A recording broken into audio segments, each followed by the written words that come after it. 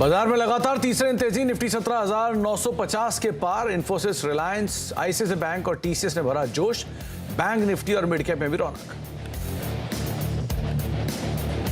IT शेयरों में सबसे ज्यादा तगड़ी तेजी, 1.5% से ज्यादा की बढ़त के साथ आईटी इंडेक्स का कामकाज। इंफोसिस, टेक महिंद्रा, एल&टी इन्फोटेक और माइंडट्री 2% ऊपर। तेज हो सकता है सरकारी डिफेंस कंपनियों का विनिवेश। एचएएल, मिश्र धातु, गार्डन रीच और भारत डायनामिक्स ने आज किया शुरुआत की रोड शो की। केमिकल और फर्टिलाइजर शेयरों में जोरदार तेजी, 4% से ज्यादा उछला दीपक नाइट्राइट, नवीन फ्लोरीन और जीएनएफसी।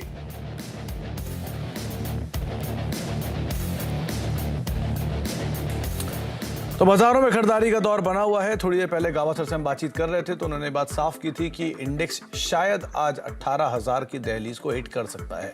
लास्ट टाइम 17,998 के जोन से एक मूव आया था वापस निचले स्तरों की तरफ, लेकिन इस बारी जो इंटेंसिटी है थोड़ी ज़्यादा बेटर है। इसीलिए अभी भी हम दिन के ऊपरी स्तरों के करीब ही कामकाज कर रहे हैं। 17,956, 960 के स्तरों पर इंडेक्स बना हुआ है। सेंसेक्स भी करीब 60,000 के ऊपर फॉर्मली ट्रेड कर रहा है। निफ्टी बैंक 0.5% ऊपर, 185 अंकों का उछाल वहां पर भी देखने को मिला। और अच्छी तेजी है आज आईटी स्पेस में, बढ़िया मूव वहां से बनता हुआ दिखाई पड़ा है। 1.5% के आसपास की बढ़त और ये लगातार पार्टिसिपेशन है आईटी के स्पेस की तरफ से। गावस्कर, बाजार पे तो आपकी राय साफ है तेजी की, लेकिन एक बार रिलायंस पे अपनी राय रखिए। दिन के ऊपरी स्तरों पर रिलायंस भी कामकाज कर रहा है और मेजर थ्रस्ट मार्केट को जो वहां मिल रहा है वो रिलायंस की तरफ से ही आ रहा है। जो बढ़त अगर और बढ़ी, 2600 के ऊपर रिलायंस ऑलरेडी पहुंच चुका है, तो अगर ये तेजी और बढ़ी तो 18,000 को आराम से पहुंचा सकता है। क्या करना चाहिए इसमें? आपकी बात सही है, बिल्कुल। रिलायंस की बगैर तो मार्केट ऊपर जा ही नहीं सकता। तो मुझे लगता है रिलायंस को पार्टिसिपेट करना पड़ेगा। और रिलायंस का जो चार्ट देखता हूं तो लो लेवल्स में बहुत ही अच्छे सपोर्ट है 2500 के आसपास। उसके बाद अपमूव मिला, 2600 पे ट्रेड कर रहा है रिलायंस। सेटअप के हिसाब से एक अपमूव मिला है, 4-5 दिन का एक कंसोलिडेशन हुआ है। अब एक और नज की जरूरत है और वो मिल ही जाएगा, और वो नज ले जाएगा 18,000 के आसपास, पार कर लेगा। तो यस, रिलायंस को पार्टिसिपेट करना पड़ेगा। अब आप डिस्क्लोजर दे दीजिए। तो रहेगा ही कि जो चैनल आप देख रहे हैं इसका प्रभुत्व और प्रबंधन जो है वो रिलायंस इंडस्ट्रीज के पास है। अच्छा गावस्कर, दूसरा नाम है इन्फोसिस। इसमें भी अभी कुछ एक बाइंग आई है, और वैसे तो आईटी ऑलरेडी स्ट्रांग है, पार्टिसिपेशन वहाँ देखने को मिल ही रहा है, लेकिन इन्फोसिस में तेजी और बढ़ी और अभी डे हाई की तरफ आ चुका है। तो दूसरा हैवी वेट ये ले लेते हैं, तो इसकी तरफ क्या रुझान है आपका? 4 दिन से हमने एक तेजी देखी है इन्फोसिस में, लगातार 1450 टू 1540 पर आ गया है। मुझे लगता है 1575 तक जा रहा है, वहां पर थोड़ा रेसिस्टेंस है। इसका मतलब कि वहां पर जाएगा, थोड़ी प्रॉफिट बुकिंग आ सकती है, लेकिन यस, अप मूव ऑन है। अगर किसी को आज भी खरीदना है इन्फोसिस, 1520 का स्टॉप लगाइए, बस उसको 1-2 दिन छोड़ देना पड़ेगा, क्योंकि ये आज का मूव काफी हद बढ़ चुका है, 2% ऊपर है। हो सकता है आज ऊपर चला जाए, लेकिन 1575 पॉसिबल है इन्फोसिस। गावस्कर, ये आईटी में अगर इन्फोसिस को अवॉइड भी कर दें तो कोई और नाम है क्या आपके जहन में जो आपको लग रहा है कि ये लॉन्ग साइड पे ले सकते हैं? पर टीसीएस अच्छा है, एचसीएल टेक अच्छा है। मुझे एचसीएल टेक पर ध्यान था सुबह, मैं आज चेक लेता हूं। अब यस, एचसीएल टेक भी अच्छा लगता है मुझे। यहाँ पर बेस बना हुआ है और बेस से बाहर निकला है, इसका मतलब मूव अभी शुरू हुआ है। इसका मतलब ये मूव आज शुरू होने से 2 या 3 दिन और चलेगा। अब ट्रेड कर रहा है एचसीएल टेक 959 पर, तो पॉसिबल है कि 980 की तरफ जा रहा है, मैटर ऑफ टाइम। और स्टॉप लगाना पड़ेगा 952 का एचसीएल टेक, ये आईटी पैक से। और मेटल से एक बार जेएसपीएल को देखिए, क्योंकि ये लगातार मेटल में पुल बैक है, लेकिन इसका पार्टिसिपेशन इतना नहीं है। और जो लग रहा था कि शायद इसमें मूव आएगा, बाउंस प्ले होगा, उतनी नहीं है। अपने रेजिस्टेंस के आसपास से आके घुमा है। क्या करना चाहिए इसमें? पर जिंदल स्टील का ट्रेड कर रहा है 437 पे, साइडवेज जोन पर है, प्रीवियस मूव अप है, तो अप मूव मिलना चाहिए। थोड़ा स्लो चलता है, 430 का स्टॉप लगाइए, पॉसिबल है कि 450 चला जाएगा। चलिए, तो गावस्कर से हम आगे बातचीत करते रहेंगे अलग अलग स्टॉक्स को लेकर, लेकिन अब हमारे साथ हमारे दूसरे खास मेहमान मौजूद हैं। प्रयस्विन पटेल सर मौजूद हैं, सीएमडी एलिकॉन इंजीनियरिंग के। पटेल सर नमस्कार, स्वागत है कार्यक्रम में। सबसे पहले तो सर, स्टॉक ऑलरेडी साल के ऊपरी स्तरों पर कामकाज कर रहा है, एक जोरदार रिटर्न तो उसने निवेशकों को कमा के दिया ही है, और इतनी बढ़िया तेजी के पीछे के फंडामेंटल ट्रिगर्स भी हैं। नंबर्स काफ़ी साउंड थे, चाहे YOY देख ले, सीक्वेंशियली देख ले, ऑर्डर बुक स्टेटस भी अच्छा है। तो Q1 से Q2 में सर ऐसे क्या सिचुएशन हुई, क्या ऐसा बदलाव हुआ कि स्टॉक ने इतना बढ़िया रिएक्शन दिया? हमारे कोविड के बाद में बहुत से करेक्शंस हम लोग ने किए ऑर्गेनाइजेशन में, जिससे काफी ऑपरेशंस में काफी बदलाव आया है। काफी इम्प्रूवमेंट्स आए हैं और ऑर्डर इनफ्लो भी बहुत तगड़ी सी रही है। इसके कारण ये काफी बदलाव के कारण परफॉर्मेंस काफी इम्प्रूवमेंट हुए हैं। इसके कारण ये स्टॉक्स हाई गए हैं। पटेल सर, थोड़ा और इसको अगर आप डिटेल में समझा पाएं, क्या क्या चेंजेस जो, क्योंकि कोविड के बाद सच में गेम चेंजर रहा है बहुत सारी इंडस्ट्रीज के लिए, लेकिन पर्टिकुलरली एलिकॉन इंजीनियरिंग के लिए क्या बदलाव मान के चलें, क्या क्या चेंजेस हुए? एक तो हमारी जो मटेरियल हैंडलिंग के बिजनेस थी जिसमें हम लोग नुकसान कर रहे थे, उसमें हम लोग ने काफ़ी इम्प्रूवमेंट्स किए हैं। काफ़ी प्रोजेक्ट्स को बंद कर दिए जो लॉस मेकिंग थे, जिससे हमारे मार्जिन्स इम्प्रूव फर्दर हुए हैं। उसके बाद में हम लोग ने हमारे जो प्रोजेक्ट्स हम लोग कर रहे थे वो बंद कर दिए।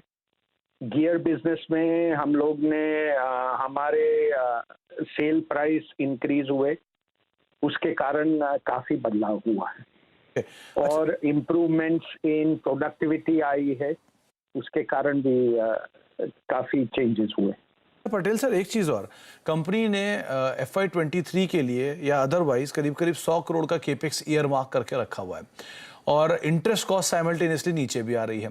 तो जो केपेक्स है, इसको दो हिस्सों में मैं पूछूंगा आपसे। पहला, ये केपेक्स का एग्जीक्यूशन कैसे होगा, क्या FY23 में आएगा, क्या उसके आगे जाएगा? और दूसरा, ये एग्जीक्यूशन क्या इंटरनल अक्रूवल से होगा, या क्योंकि अब ऑलमोस्ट डेट इतना ईज आउट हो चुका है तो इंटरनल अक्रूवल अच्छे होंगे, या फर्दर कोई रकम जुटाने के भी प्लान है आपके? हमारा इंटरनल अक्रूवल से ही कैपेक्स होगा। हम लोग ये 2 साल में बांटने वाले हैं 100 करोड़ को, यानी 50 करोड़ एक साल में और उसके बाद में नेक्स्ट साल में दूसरे 50 करोड़। और उसमें काफ़ी अमाउंट सोलर सिस्टम लगाने वाले हैं, जिससे हमारी इलेक्ट्रिसिटी की बिल कम होगी और उसके कारण और भी फायदा होगा in the long run. Okay, तो ये बैकवर्ड इंटीग्रेशन के तहत आप ये सोलर पैनल्स या सोलर इलेक्ट्रिसिटी का इस्तेमाल करने जा रहे हैं, राइट? हाँ। Okay okay.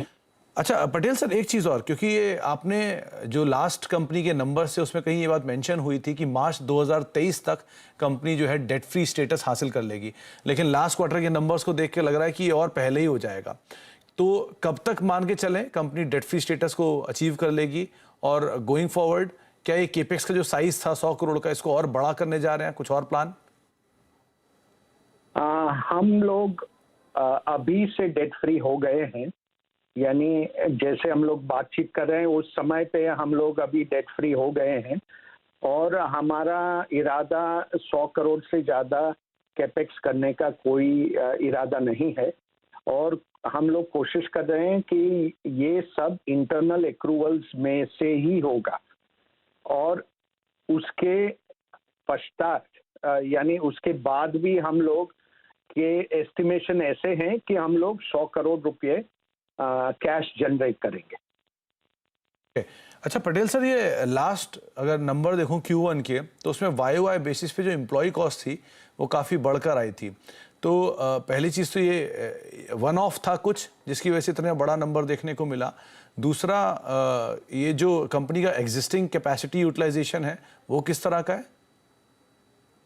हमारा अभी यूटिलाइजेशन जो है, कैपेसिटी यूटिलाइजेशन, वो करीब 60% के आजू बाजू है। 55% से 60%, यानी 55 से 60% तक। और हम लोग करीब और 10-15% विदाउट डूइंग सब कॉन्ट्रैक्टिंग कर सकते हैं। यानी मतलब अगर सब कॉन्ट्रैक्टिंग ज़्यादा करें तो पॉसिबिलिटी है कि ऑलमोस्ट 80% तक हम जा सकें। और सर एम्प्लॉय कॉस्ट को लेकर क्या कहना चाहेंगे आप? एम्प्लॉय कॉस्ट हम लोग ने क्योंकि कंपनी उस टाइम पे अच्छा नहीं कर रही थी, तो हम लोग ने इंक्रीमेंट्स और प्रमोशंस नहीं किए थे। यानी ये इंक्रीमेंट्स है वो कंटिन्यूअस रहेगी इंक्रीज, बट हमारी जो वन टाइम इंक्रीज हुई है उसका इम्पैक्ट ज़्यादा नहीं आएगा। और जैसे जैसे हमारा टर्नओवर बढ़ता जाएगा as a percentage of sales काफ़ी कंट्रोल में है। ओके, तो लो बेस का एक इम्पैक्ट कह सकते हैं कि वहाँ पर शायद देखने को मिला भी था। अच्छा पटेल सर, एक चीज़ और, ये गियर बिजनेस में ऑर्डर इनफ्लोज की सिचुएशन अभी किस तरह की है, और दूसरा मटेरियल हैंडलिंग बिजनेस को लेकर ऑर्डर इनफ्लोज क्या है, क्या ऑर्डर बुक है वहाँ पर, कैसा कंपोजिशन उधर? हाँ, करीब गियर की अभी 533 करोड़ की ऑर्डर बुकिंग अभी है, जो अभी हमें एग्जीक्यूट करना बाकी है, और मटेरियल हैंडलिंग में करीब 62 करोड़ की और बुकिंग बाकी है। ये 31 अगस्त की सिचुएशन है, यानी कुल मिला के 595 करोड़ की आउटस्टैंडिंग ऑर्डर्स अभी हाथ में है, और अगर हम फॉरेन एंटिटीज को साथ में ले तो करीब 704 करोड़ की ऑर्डर्स अभी हमारे हाथ में है। तो सर, क्योंकि लास्ट क्वार्टर का जो नंबर था 400 करोड़ का गियर बिजनेस का वहाँ पे कारोबार था, और करीब 150 करोड़ का इंक्रीमेंटल ऑर्डर आप अभी बता रहे हैं, यानी कि अगस्त तक आते आते ही। तो इस बिजनेस में जो ऑर्डर इनफ्लोज हैं वो तो अगर इसी तादाद पे चलेगा तो शायद जुलाई या Q2 के एंड तक आते आते तो मान के चल सकते हैं कि 50% नए इंक्रीमेंटल ऑर्डर गियर बिजनेस में आ जाएंगे। मैं आशा करता हूं कि आपका जो कहना है वो सच निकले, और हमारी कोशिश भी ये जारी होगी कि और ऑर्डर आए। ओके। ये ऑर्डर से हेल्दी सिचुएशन है, और कंपनी उससे मुनाफा ज्यादा करेगी। ओके। अच्छा पटेल सर, लास्ट क्वार्टर में जो Q1 गया है, इसमें आपने भी इनपुट कॉस्ट का एक बड़ा इम्पैक्ट झेला था, मार्जिन पर उसका इम्पैक्ट भी दिखा था, और अभी Q2 की सिचुएशन किस तरह की है? क्या जो इनपुट कॉस्ट उस समय पे हायर साइड पर थी वो ईज आउट हुई है? मार्जिन की पिक्चर पहले से बेटर मान के चले इस बार हम? नहीं, डेफिनेटली ईज आउट हुई है, और हमारी जो एबिटा मार्जिन है वो 21% था, और वो हम कोशिश कर रहे हैं कि वो चालू रहेगा by till the end of the year. Okay sir, further आता हूं मैं एक्सपोर्ट रेवेन्यूज के ऊपर। अभी वहां पर क्या सिचुएशन है, और अगर आप उसको फर्दर डाइसेक्ट कर पाए कि मटेरियल हैंडलिंग के बिजनेस को लेकर या फिर गियर बिजनेस को लेकर एक्सपोर्ट ओरिएंटेड कारोबार कैसा कामकाज कर रहा है? एक्सपोर्ट्स में हम लोग के इरादे ये थे कि 50% इंक्रीज ये साल हम करें, यानी से 100 करोड़ से 150 करोड़ पर ले जाए, लेकिन ऐसा लग रहा है कि शायद ऑर्डर तो इनफ्लो आ जाएगा, लेकिन हम लोग टाइम में एग्जीक्यूट नहीं कर सकेंगे, क्योंकि ऑर्डर्स का इनफ्लो में डिले हुआ है, यानी देरी से आ रहे हैं, क्योंकि प्रदेश में सिचुएशन इतना सारा अच्छा नहीं है, स्पेशली यूरोप में रिसेशन आ रहा है, यूनाइटेड स्टेट्स में भी थोड़ा स्लो चल रहा है, तो ऑर्डर्स का इनफ्लो थोड़ा देरी से आने की संभावना है। दो इंक्वायरीज बहुत अच्छी हैं, और हमें काफी आशा है कि हम लोग हमारे ऑर्डर बुकिंग के टारगेट जरूर पूरे करेंगे, लेकिन एग्जीक्यूशन के लिए इतना टाइम नहीं रहेगा। अच्छा, एक सर और सवाल रहेगा Patel sir, on end of ये बज़ हमेशा उठता रहता है मार्केट में कि कंपनी की तरफ से कुछ स्टेक सेल हो सकता है किसी बड़ी कंपनी को, तो ऐसा कुछ है क्या? आप कुछ प्लान कर रहे हैं, कोई स्टेक सेल या कोई अपॉर्चुनिटी किसी बड़े टाइप के लिए? नहीं, ऐसी कोई इरादे नहीं है, और ऐसी कोई चीज अभी तो दिखाई नहीं दे रही। चलिए, सो अभी मैनेजमेंट वही रहेगा, और हम आशा रखते हैं कि और ज्यादा प्रोग्रेस करेंगे हम लोग। जी, तो उम्मीद भी करते हैं सर, जिस तरह से कंपनी के निवेशकों को आपने पैसा बना के दिया है, एक बढ़िया शेयर ऑल टाइम हाइस के करीब कामकाज कर रहा है, मतलब नए हाइस के करीब कामकाज कर रहा है, और अच्छे नंबर्स आपने विद टाइम डिलीवर किए, तो उम्मीद करते हैं शायद कंटिन्यू भी करें। बहुत बहुत शुक्रिया पटेल सर, अपना समय हमें देने के लिए, हमसे बातचीत करने के लिए, और जब हम नेक्स्ट टाइम मिले तो 750 का आंकड़ा जो ऑर्डर बुक का है वो ज़रूर क्रॉस होता हुआ दिखाई पड़े। बहुत बहुत शुक्रिया सर हमारे साथ मौजूद रहने के लिए, बातचीत करने के लिए। एलिकॉन का स्टॉक लेकर आई है, पहले तो उसकी पिछले कुछ समय की परफॉर्मेंस दिखाई, क्योंकि ये आज तो भले आपको फ्लैट टू नेगेटिव दिखाई पड़ेगा, लेकिन ये अगर आप 1 महीने, 3 महीने, 6 महीने, रादर 1 साल की परफॉर्मेंस देखेंगे तो ये आपके सामने ये 6 महीने का चार्ट आपकी स्क्रीन पर है। 150 रुपये का शेयर 450 रुपये हो गया, और एक एग्जॉर्बिटेंट गेन इसने पिछले 6 महीने के दौरान दिखाया। तो एक बढ़िया तेज़ी के बाद ये मैनेजमेंट को आप सुन रहे थे कुछ देर पहले, जो कि नंबर्स पर बेटर परफॉर्मेंस की उम्मीद गोइंग फॉरवर्ड लगवा रहे हैं, और समय से पहले डेट फ्री स्टेटस उन्होंने हासिल भी कर लिया है। ब्रेक का वक्त हो गया है, ब्रेक के बाद लौटते हैं, मार्केट्स के ऊपर आगे बातचीत करेंगे, और साथ साथ गावा सर हमारे साथ बने उनसे भी चर्चा करते रहेंगे ब्रेक के उस पर।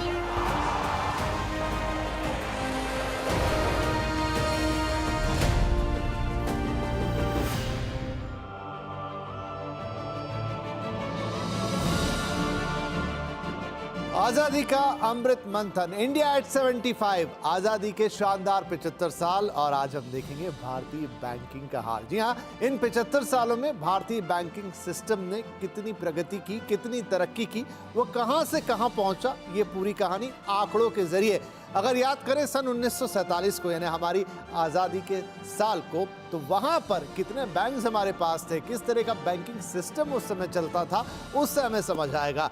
1947 में 97 शेड्यूल बैंक्स भारत में मौजूद थे। उसी तरह नॉन शेड्यूल बैंक्स की संख्या पर नजर डालें तो वो थी 557। इसके अलावा देश में कई कोऑपरेटिव बैंक्स भी थे जिनकी संख्या आज़ादी के वक्त थी 395, यानी 395। यानी ये आज से 75 साल पहले हमारी बैंकिंग की तस्वीर है।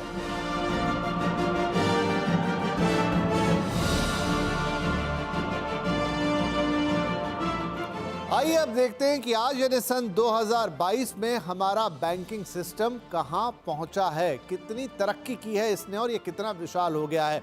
आज सरकारी बैंकों की संख्या है 12 और प्राइवेट बैंक है हमारे पास 22। याद रखना होगा कि इस बीच बैंकों का राष्ट्रीयकरण भी हुआ, फिर एक बार प्राइवेटाइजेशन का दौर शुरू हुआ और ये नंबर हमारे सामने है। इसके अलावा स्मॉल फाइनेंस बैंक की बात करें तो वो है 11 और पेमेंट बैंक जो कि एक नया फिनोमेना है वो है 4।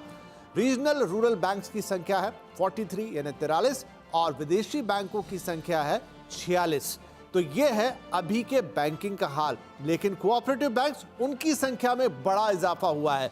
98,537 ये संख्या पहुंच गई है देश में कोऑपरेटिव बैंक्स की। लेकिन ये पूरी बैंकिंग प्रणाली इतने बैंकों के साथ आज पूरे देश में सभी नागरिकों को बैंकिंग की सुविधा प्रदान करने की एक भरकस कोशिश कर रही है।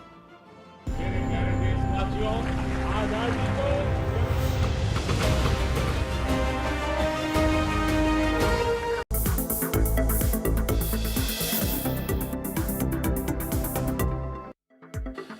आप देख रहे हैं नो योर कंपनी और मार्केट्स अभी भी उसी रेंज के अंदर ही कामकाज कर रहा है। 17,950 के इर्द गिर्द पिछले 2 से 3 घंटे से इंडेक्स ट्रेड करता हुआ दिखाई पड़ रहा है। मिड कैप में अभी भी 1% की तेजी है और स्मॉल कैप अभी भी 1.25% से ज्यादा के उछाल के साथ कामकाज कर रहा है। निफ्टी बैंक आधा % ऊपर है।